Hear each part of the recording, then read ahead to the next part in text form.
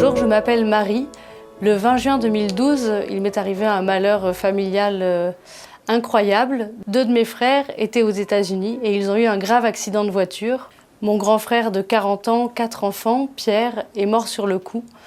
Et mon autre frère qui avait 36 ans, 4 enfants également, a été très blessé, mais s'en est finalement sorti. Il s'en est suivi un grand moment de doute, de vide existentiel abyssal, de perte complète du sens de la vie, une peur de l'avenir, de tout ce qui pouvait encore arriver à notre famille. Ma famille a été éclatée. Je croyais en Dieu dans ma tête. Il n'était pas encore venu dans mon cœur. Et quand mon mari, mes enfants allaient à la messe, c'était de voir les gens heureux autour de moi, c'était quelque chose de très difficile, d'insupportable.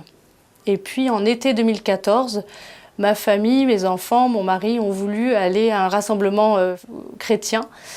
Et j'ai dit oui, même si le cœur n'y était pas du tout, mais pour rester avec eux, pour rester soudés, j'ai décidé de quand même accepter cette invitation. Je suis arrivée dans un rassemblement très joyeux, avec que des gens qui tapaient dans les mains, chantaient, étaient heureux, joyeux. Et cette joie était pour moi insupportable. Et je me disais, ils n'ont jamais rien vécu, aucun n'est aussi triste que moi, c'est pas possible. Le premier jour, un prêtre a dit une parole de la Bible. Il a dit que Dieu pouvait faire du bien d'un malheur qui pourrait nous arriver. Et cette phrase, dans le fond de mon malheur, a été insupportable pour moi.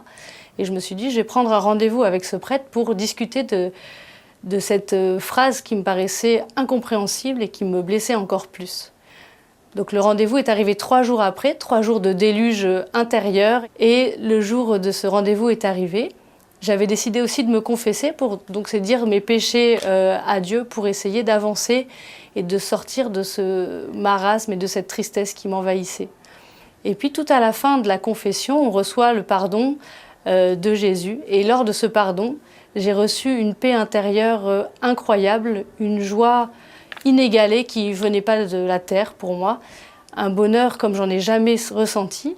Et au milieu de ce bonheur, il y avait une personne que je n'ai pas vue, mais j'ai senti sa présence, qui s'appelle Jésus. Et c'était un Jésus qui m'aimait moi, Marie, personnellement. Et surtout, un Jésus, j'ai eu la certitude qu'il m'a aimée depuis toujours et qu'il a été avec moi sur tout mon chemin de deuil depuis le jour dramatique de l'accident jusqu'à maintenant.